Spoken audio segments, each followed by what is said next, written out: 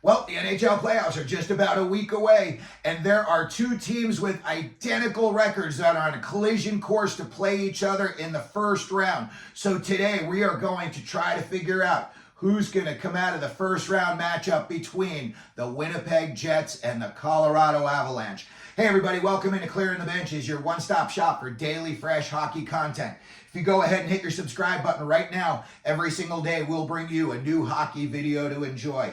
Well, when I looked at this matchup, it is so close and so tight in so many different aspects.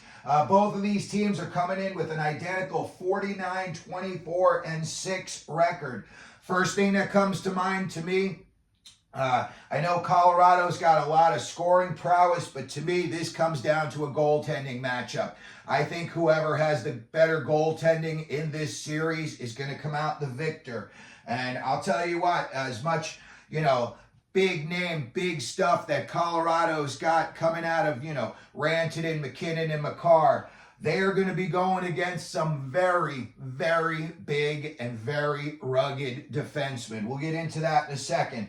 Let's go into the goalies. Like we said, Hellebuyck's coming in at a 35-19. He's got a .242 goals against and a whopping .920 save percentage. Georgiev is coming in with 3 more wins, 2 less losses, but this is where it gets a little bit concerning. If you're an Avalanche fan, his personal numbers are not that great. He's got a .295 goals against, almost half a goal more than Hellebuyck. And where it really gets concerning is his save percentage is .899, and I think the league average is around .903 or .904. Again, like I always say in all of my videos, you only need a guy to get hot for 6 weeks in the playoffs to win a Stanley Cup, and Georgiev is certainly capable of that. When I was looking at their backup situation, the one thing that I was a little bit impressed with was Georgiev's backup. He's got some good personal numbers. Mackinnon, he's got a .224 goals against, and he's coming in with a .931 save percentage, and he has definitely seen some time in the net. So these are not just, really small sample sizes. I think this kid, if he had to, he could keep them in a playoff game. That is for sure.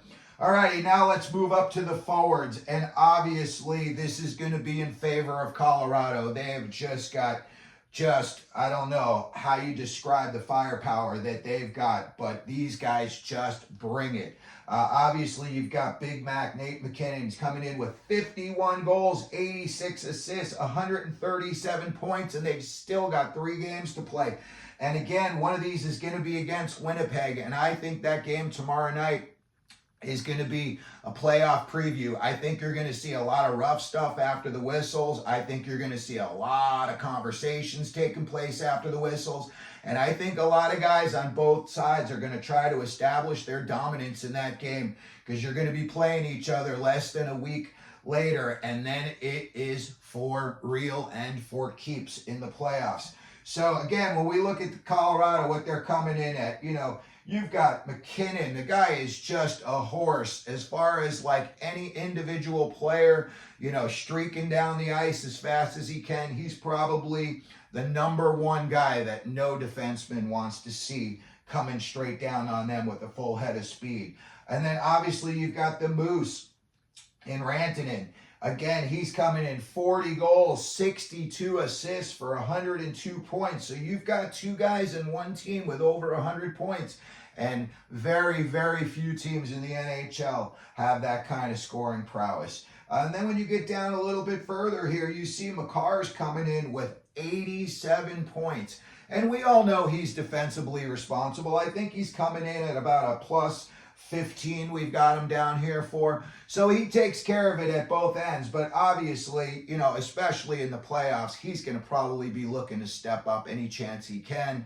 And obviously, he's going to get backtrack, his opponent as fast as he can. He's going to get back in that defensive zone. Oftentimes, he's the first guy back in the zone. And then it drops off a little bit here. But you've got 2 guys in Jonathan Drouin and Casey Middlestat. They both have got 56 points. These guys are both highly skilled, and when you're in the playoffs and these guys are giving you, tape-to-tape passes, this is where guys who maybe didn't have their best years get to show what their skill level really is, and they get to up their game in the playoffs. So Jonathan Drouin and Casey Mittelstadt coming in at 56 points each, I could definitely see them making a difference in the playoffs. And then you've got Val Nichushkin. I'm sorry if I butchered that. I do it every time. But one thing I will say about this guy is he is consistent. He has got 50 points in 51 games played. And we all know what he did in the playoffs a couple of years ago, and he made his big name. The guy, again, he is just another horse. If you were to put him out there on the power play with Mackinnon, Rantanen, Makar, and any one of these other guys, my goodness, that is a lot of scoring potential that you would have right back there. And again, he's a big body. He likes to go to the front of the net. He's in the corners a lot. That's playoff hockey, is when you get down and dirty. Guys, you got to roll up your sleeves. That perimeter play just doesn't cut it in the playoffs. Everyone, you've got to get inside the circles. And then you look at you've got Devin Taves coming in with 49 points from the back end. And again, he's another guy bringing it from both ends. We switch over to their D right now, and Taves is the first guy on their plus-minus list at a plus 27. Makar's coming in at a plus 15. Jack Johnson, I got to remind myself every once in a while that this guy is still playing in the league. And then when I see his numbers, I say, how could you forget this guy's playing in the league? He's putting up pretty good numbers, and he pretty much does it everywhere he goes. He's usually the 6th or 7th defenseman, but for the most part, he's reliable and he doesn't let you down. So he's another guy that I think could make a difference come playoff time. When you look at them, they've got Josh Manson, another big boy. Just so you know, I looked at the Winnipeg Jets lineup. They've got one guy on their entire team that is 5'11", and every single other player, forwards and defensemen, is 6 foot or bigger. So when you look at this team and you look at the guys that they're going to be bringing down the lanes in Mackinnon and Rantanen and Mittelstadt and Nichushkin, you got to look at these guys on the other side, and you know what? They're going up against some big, big boys, some rugged boys, some guys that I'm going to tell you their numbers right now, and this is no joke. When you look at the Avs and their forwards, they're going to be going up against Josh Morrissey. Came in with 64 points as a defenseman on Winnipeg and a plus 30. Then you've got another big boy, Dylan Demelo, came in with 30 points and a plus 42. And then you've got Brendan Dillon, yet another big boy who likes to mix it up, get dirty and greasy. He's coming in at a plus 18. Dylan Sandberg, plus 15. Then you get guys that are, not as big, but they're still over 6 foot. You got Nate Schmidt coming in at a plus 9. Pionk with 30 points and a plus 4. I know some of the Jets fans were a little bit down on Pionk, especially later in the season. But again, the guy's only got to turn it around for 6 weeks, and they're not asking him to be Cala Makar out there. They're just asking him not to get scored on, and if he can, chip in a little bit offensively. So I think, as much as there's a lot of speed on both of these teams, I think it's going to get muddy. That ice is going to get real slow. I think by game 3, we're going to see a much slower pace than we're going to see in game 1. I think, game 1, there's always firecrackers, fisticuffs, crazy stuff happens.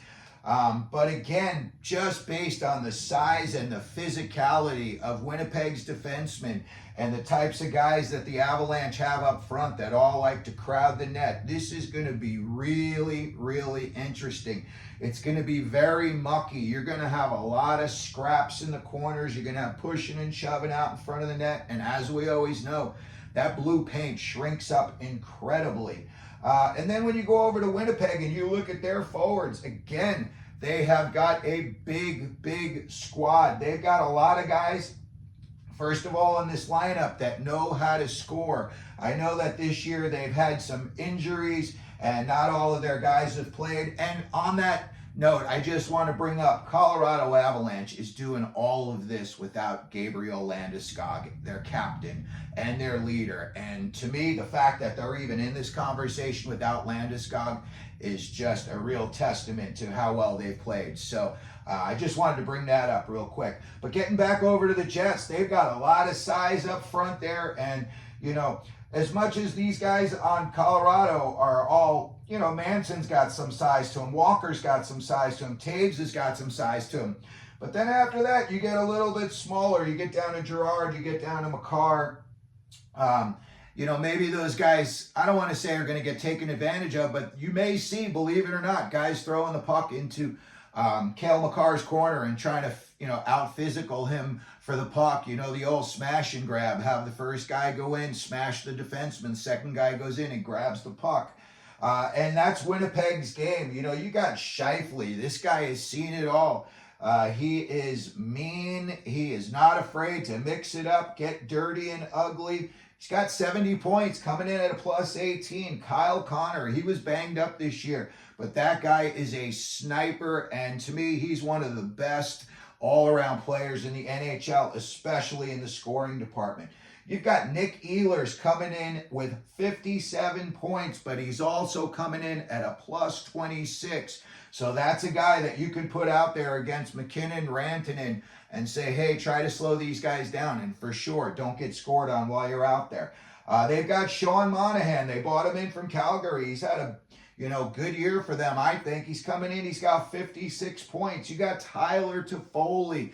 Tyler Toffoli has seen it all. That guy can score, and that guy can score in the playoffs. That is somebody that if I were on the Colorado Avalanche scouting department, I would be definitely circling Tyler Toffoli's name as guys we got to watch out. And then coming in a little bit under the radar, Gabe Vilardi. He had 34 points in only 44 games this year. And again, you know, a little bit of a big body, rugged guy, likes to stand in front of the net. He's got a good skill set, but he's also, you know, somebody that can get gritty, and he can stand and screen the goalie. And that's going to be a big thing in the playoffs too, is who can screen the goalie the best. And, you know, these goalies are going to want to see every shot coming through. They do anyway, but especially in the playoffs when it really matters more. And then I found out a fact down here that I thought was a little bit telling. And again, this like really tips the scales in both sides. And this is like, make one of these, like if you like cake or pie, Fords or Chevys. And that fact is that Colorado scored 52 more goals this year than the Winnipeg Jets did. However, the Winnipeg Jets gave up 48 less goals than the Colorado Avalanche did. So, you know, that's about a pretty even number, 52 and 48. Again, that balances the scales out, and it makes this, you know, a pretty even matchup in my mind.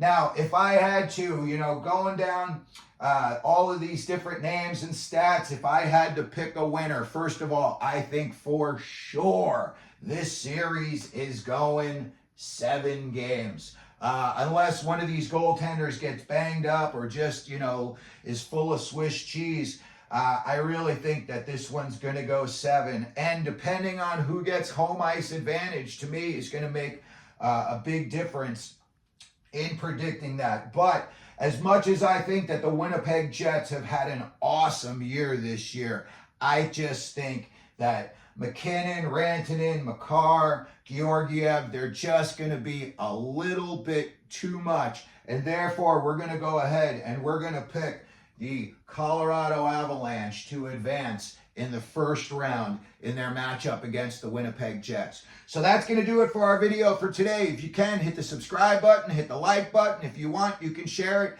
And what do we always do here at Clearing the Benches? Let them know you're out there.